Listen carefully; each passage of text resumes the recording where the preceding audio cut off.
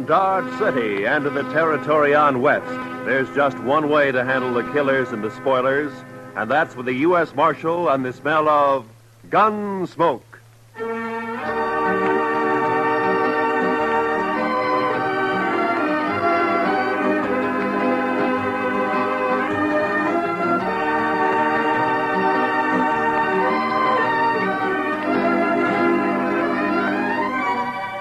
Gunsmoke, starring William Conrad. The story of the violence that moved west with young America. The story of a man who moved with it. Matt Dillon, United States Marshal.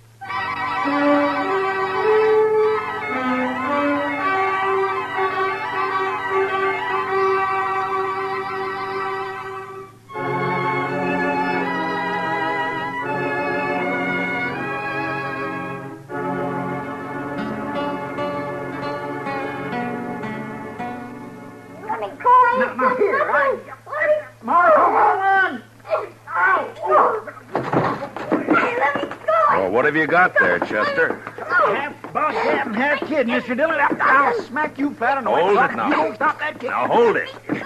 You want me to take a strap to you? Now hold it. You'd best lock him up somewhere, Mr. Dillon. It's safer that way. All right, Chester, just calm down. Now you come over here, son. Sit down. Come on. Look out, Mr. Dillon. He's got a hold of your gun. Okay.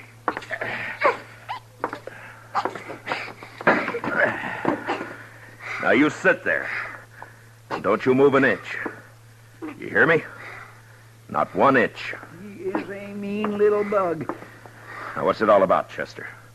What's he done? I ain't done nothing. Now you hush your mean little face. This here place is the law, and you're talking to What's the he marshal. done, Chester? I ain't done nothing. There, you I hear told that, you. Mr. Chester? Dillon? Yes, sir.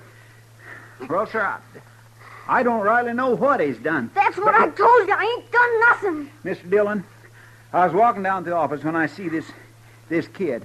I know most all the sprouts in town, but not him, so I says, hello, and he starts running. That's what he did? Yes, sir. And that's why you brought him in here? I sure did, Mr. Dillon. I figured if a kid runs away from me for doing nothing, then he's been up to something, so he must have done something. You know what I mean? No. Now, what's your name, son? I ain't done nothing. All right. Now, what's your name? I ain't saying. There, you see what I mean, Mr. Dillon? Just plain, ornery, mischievous... You mean live little here boy. in Dodge? I ain't saying. All right. Well, he's probably a runaway, Chester. I guess we'll have to lock him up until somebody comes looking for him, huh? Best thing in this whole wide world to do, Mr. Dillon. Just look at where he gnawed my thumb. Best thing to do. Come on, You ain't gonna lock me up? Have you got a better idea? We got to do something with you. Let me be on my way. Well, where do you live? About 4 miles out. Oh. Oh, sure. I know you. You're the Macklin kid. No, I ain't. I'm Danny Birch, but... I ain't saying. There, I knew he wasn't town kid. I just knew that, Mr. Dillon. What did I tell you? Nothing. Now, if you'll just close up a minute, Chester, we can get this settled and Danny can go on his way. Now, you say you haven't done anything wrong, son? No. Your ma know you're in Dodge this morning? Guess so.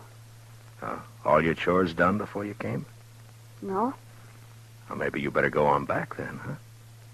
Your ma might be kind of worried. Guess so. You, got a horse? Yeah. Okay. So long. And take it easy. I can go now? Sure. Go ahead, Danny. You're Marshal Dillon, ain't you? Yeah, that's right. Well, I guess I come to Dodge to fetch you. My sister sent me. Oh? I wasn't going to, but I got to now because I promised Lily. She made me swear on Rattler's buttons. And I figured if I didn't see you, I wouldn't be telling no lie if I told her you wasn't around. But now I seen you. No, hold on. Your sister wants me to come out with you to your place, is that it? Yeah. Why? On account of Pa. None of us gives a hoot excepting Sister Lily, and she's just acting like a girl. Well, what's happened to your pa? He's gone off again, shooting up the cattle. Thing is, he took 2 guns with him this time and a whole mess of bullets. Lily's just scared. Your pa been drinking a little, maybe? I guess. Anyhow, he goes loco and stays that way for a long while. But it's like Dave and Donald say. He'll get over it. He always does. They're my brothers, Dave and Donald. They ain't worrying. Uh-huh. Hey, you want me to go out with you to help find him? Is that it? I don't want it. Lily does. And I had to swear on rattler buttons that I'd fetch you. Oh, yeah, sure. Well, it's good that you did. Chester, get your stuff, will you? We'll ride out with Danny.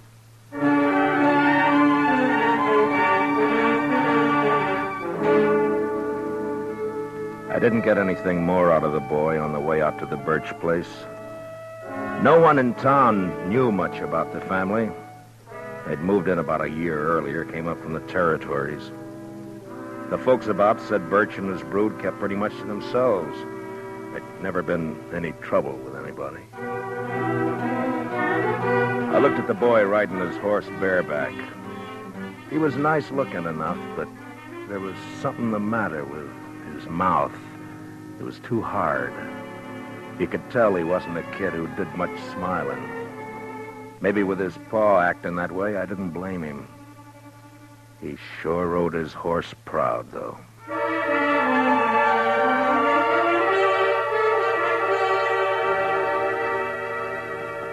It was hot and dry, and by the time we were inside of the Birch place, the sun was burning down hard.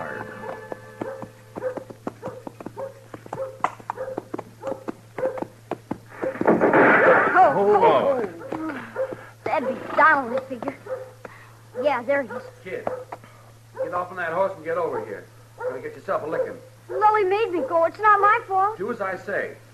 Now, you, mister. The name's Dillon. I'm the U.S. Marshal out of Dodge. Your brother asked me to come out and help. Don't need no help. Shut up, Ham. Nothing to help with. Danny, you heard. Put the horse away and get in the house. You ain't giving me no licking. Put up your gun. I'm coming over to talk. Come on, Chester.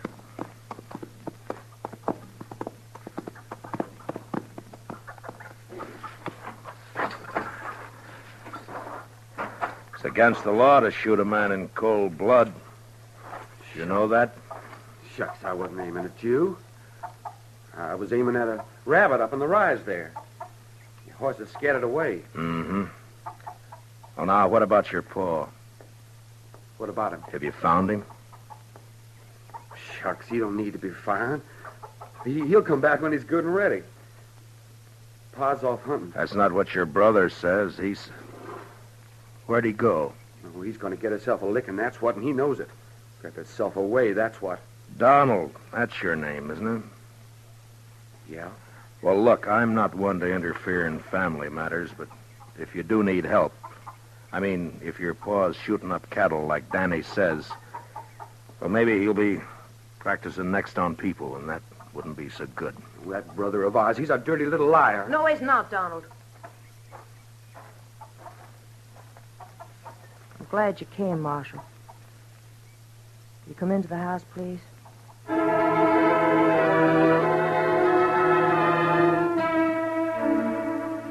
Chester and I followed the girl into the house. I knew it was the sister Lily. All the family I'd seen up to then had a great likeness to each other. Donald slouched in behind us and moved around the room nervous-like. It wasn't by rights a house, and it was too big for a cabin. I had the feeling that they'd put up boards and studs where the fancy took them, and the place just grew another room like a lizard's new tail. I don't know what it was, but I got a funny feeling. It was too hot, and something was wrong. All wrong. And the girl Lily looked square at me with hard eyes.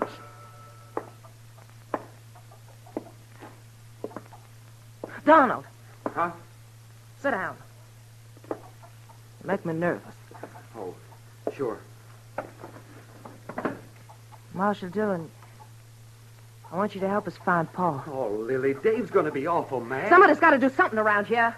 Did your paw take a horse? No. Oh, where do you think he went, Miss Lily? I don't know. Maybe up to Horse Flats.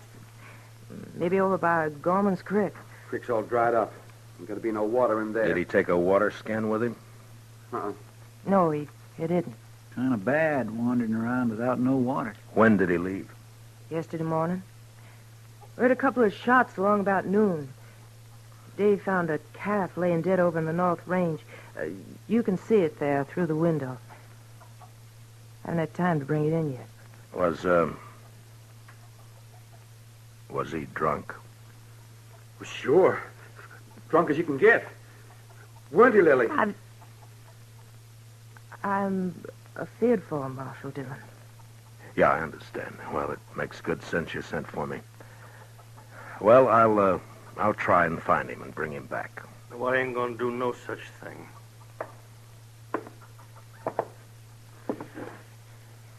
You that Marshal fella out of Doc? This is Marshal Dillon, Dave. My brother, Dave Birch. How are you? I told you, Lily. Told you keep our business to us, not outside. It's got to be somebody else's business the way it is, Dave. And you know it. No such thing, Lily.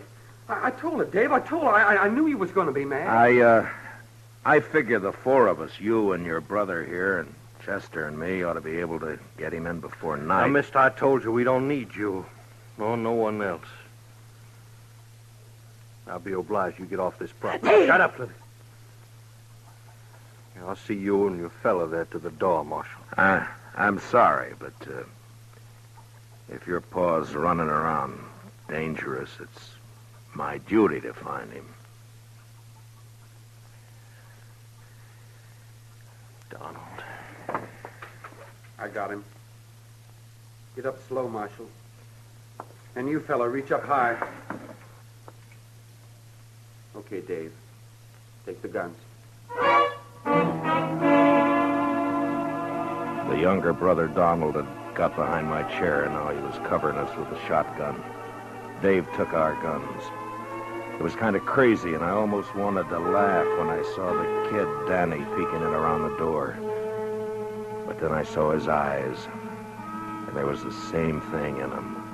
Hard, angry, as in the others. The girl started to say something. Then she shut up. Now get on your horses and ride back. And I don't want you out here again.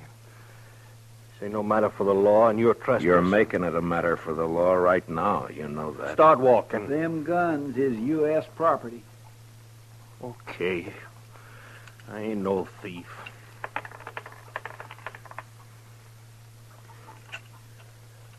Here, bullets I'm keeping. Figure they're worth about 2 bits. Donald, give him 2 bits. Sure. Here.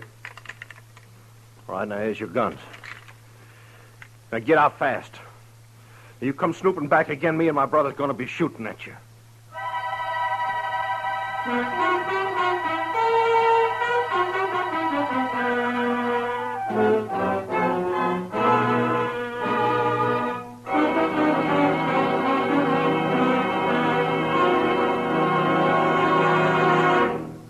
We will return for the second act of Gunsmoke in just a moment. But first, for centuries, arthritis and rheumatism have plagued mankind. And it's only in the last few years that science has begun to find hopeful avenues to explore toward relief and cure. The Arthritis and Rheumatism Foundation, established in 1948, holds a yearly drive to obtain funds for yet more concentrated research.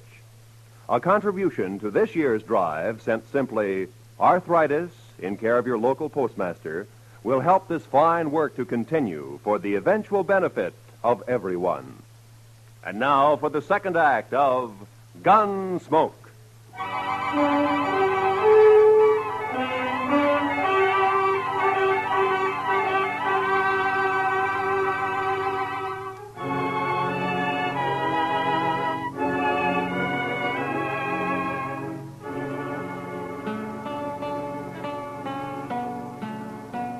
The 2 brothers followed us out and over to the horses. As hot as it was in the house, it was worse in the open. The saddles were burning. There wasn't another word passed between the Birch boys and me. They just stood covering us. And when I looked back 100 yards or more off, they were still there. Well, sir, that's what comes of trying to do a kindness, Mr. Dillon. As far as I'm concerned, they deserve whatever happens. I can't make it out, Chester. You'd think from the way they talk they don't care what happens to their paw. Mean bunch of children. They probably don't. My, Mr. Dillon, you ain't even riled they pulled guns on us. I guess I'm not, Chester. You know, there's something awful wrong back there. Those boys don't look the kind to pull a gun. And the girl wanted to talk, all right, but they wouldn't let her. Just mean, that's all. Oh, You aim to go back, Mr. Dillon? it's like I said, Chester, if it's just a family affair, you and me don't belong in it.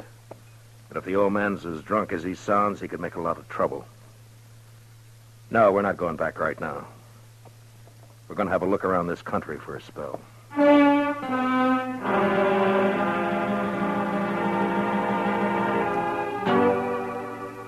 Chester and me covered a lot of ground that morning and into the afternoon. I had an idea that we might find Birch wherever we could find water.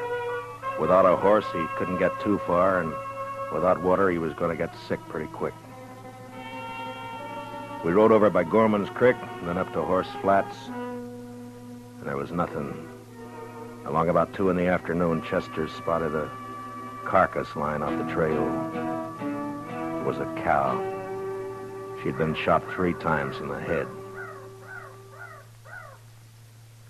Could have happened this morning or yesterday. Uh-huh. Hard to tell in this weather. Oh. Well, the ground's too dry to pick up a track. Might as well take a chance and go over to the hills. Yeah, might be water there. Boy, I could do with some right this very minute. Oh,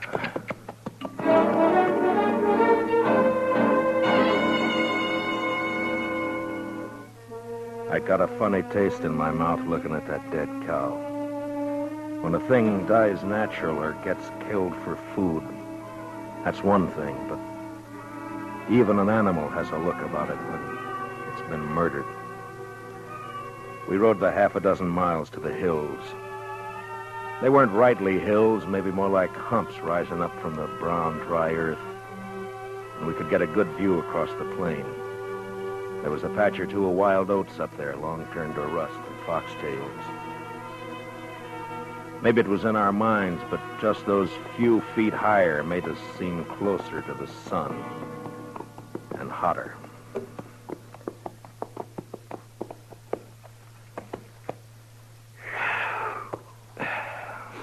You ought to be able to see if he's out there anywhere. Mr. Dillon, he'd be dead if he was. Man couldn't live a morning out there on foot. Well, I don't think he's going to find water up here. Now, look at that. Dry as a bone.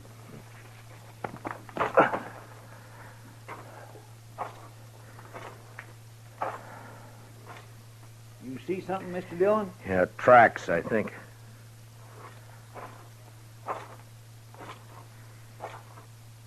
Yeah, he's been up here.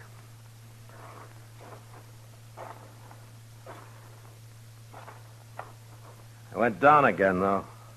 Over there. He sure made a long way on foot. Must be more than 8 miles from his place. Yeah.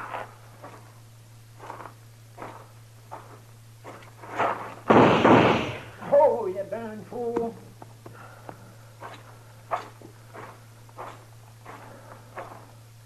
Rattler. Yeah, I saw.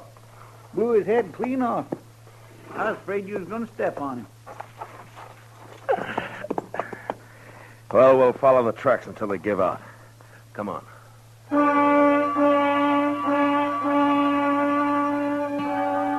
Those tracks kept going in and around the hills. In a couple of places we saw where they'd stopped by a dry water hole, then went on. Then as the hills sloped down to the plain again, we lost them. But the direction seemed to be headed back to the Birch place. That's the way we rode. We hadn't gone more than 15 minutes along when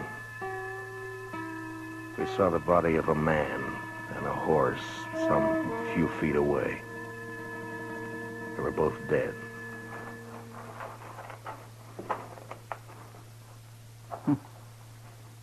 He wanted to make sure, didn't he, Mr. Dillon?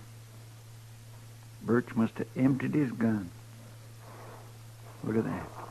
Isn't it Jack Mason, one of old man Gorman's hands? Yes, sir. That's who 'tis right enough. Nice fella, too. I knew him a bit. Get him on your horse, will you, Chester, and take him over to Mr. Gorman? Yes, sir, I'll do that. I'm going to go back to the Birch place. I'd rather come with you, Mr. Dillon. No, meet me there, huh? Yes, sir. And if you see Birch on the way, watch your step. Try not to kill him. But don't take any chances. No, sir, I surely won't.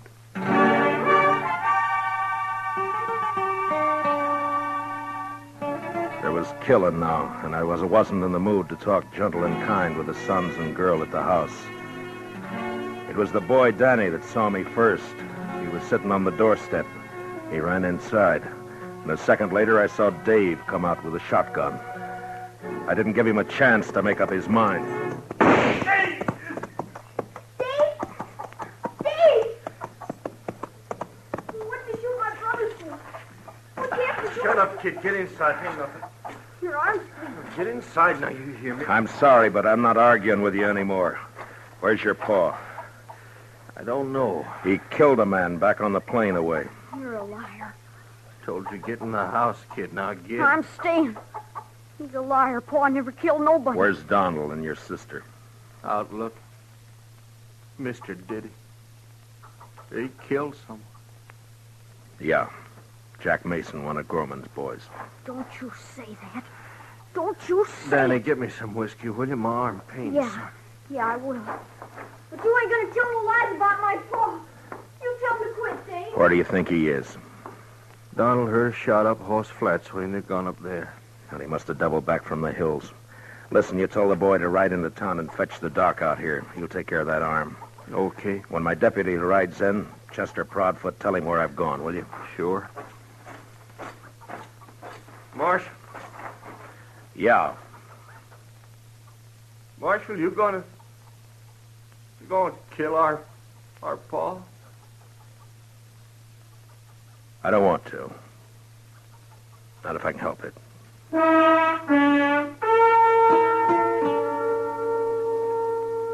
Over at Horse Flats, I caught up with Donald and Lily Birch. I told them about the killing. And a half mile further on, the three of us saw the old man. He was crouched down on his haunches by a parched water hole, stripped naked. He was crying. It was a bad sound. And when I saw his eyes, I knew he wasn't drunk. There was no sign of his guns or his clothes.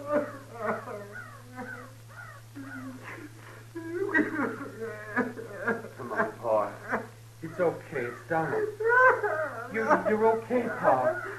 Come on, home. Come on, Pa, please. I knew it would happen like this.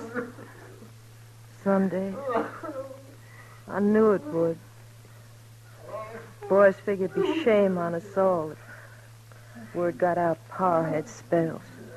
Your brothers were wrong. Pa, please, will you? Pa. It was all right till after Ma died. And he started to act this way. That's why we had to leave our last place. People found out. Try to keep him home, but it weren't no good.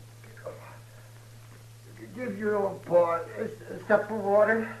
And your Pa's thirsty now. Come on, Pa. Get up. We're going to bed. Funny. Pa never took a drink in his life.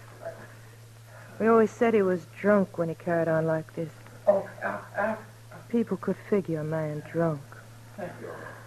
I'm sorry, Miss Lily, but help me now. I'm going to have to take him in. Help me now. I got to. Well, they do too. I don't know. But he's done murder. It's my job to take him in. They'll hang him. I don't know. Maybe not. I don't know. Son, where's your brother? He didn't want to let you come out here alone. You're too young now. Where's your Ma? She ought to know better now. Miss Lily, Come over here. Oh, no, son. Now, I want you to listen to me. It's not my business, but will you let me give you some advice? Miss Lily? Huh? Now, you sell this place. I'll see what I can do to help. And you and your brothers go somewhere else and start afresh. You can get a good price for your land. You do that. It's best. Yeah.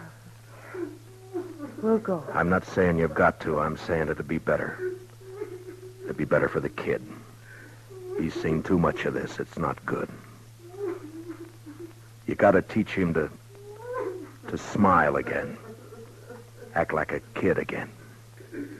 You understand? You understand? Sure. I understand. Okay. I'll be taking him along now. We'll stop off at your place with some clothes. All right.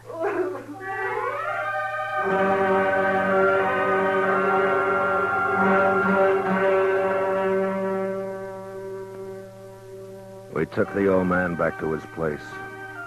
Got him dressed. His children said goodbye to him like they knew that they'd never see him again. Like there was no hope. Chester rode in, and the old man seemed real happy to go back with us to Dodge. He didn't know. He didn't care. On the way, we passed the Doc and Danny riding out to take care of Dave's arm. Funny thing, the old man didn't even see the kid. He was prattling to us about the Indian wars. The last I saw of Danny Birch, he was looking back over his shoulder at his paw.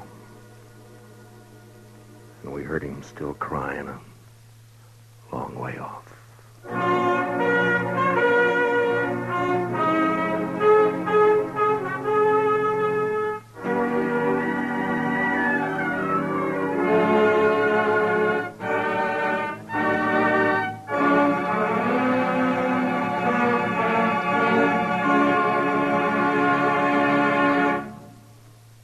Gunsmoke, under the direction of Norman Macdonnell, stars William Conrad as Matt Dillon, U.S. Marshal.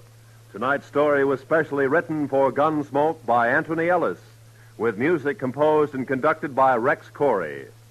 Featured in the cast were Richard Beals as Danny and Michael Ann Barrett as Lily, with Lee Millar, John Boehner, and Lawrence Dobkin. Parley Bear is Chester. Gunsmoke is heard by our troops overseas through the worldwide facilities of the Armed Forces Radio Service. Join us again next week as Matt Dillon, U.S. Marshal, fights to bring law and order out of the wild violence of the West in Gunsmoke.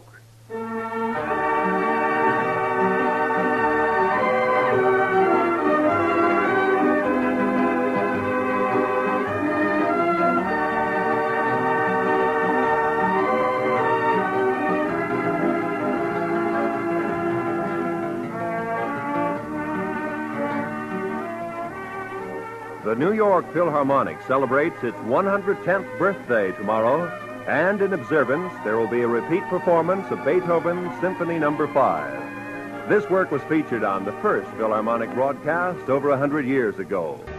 This is Roy Rowan speaking.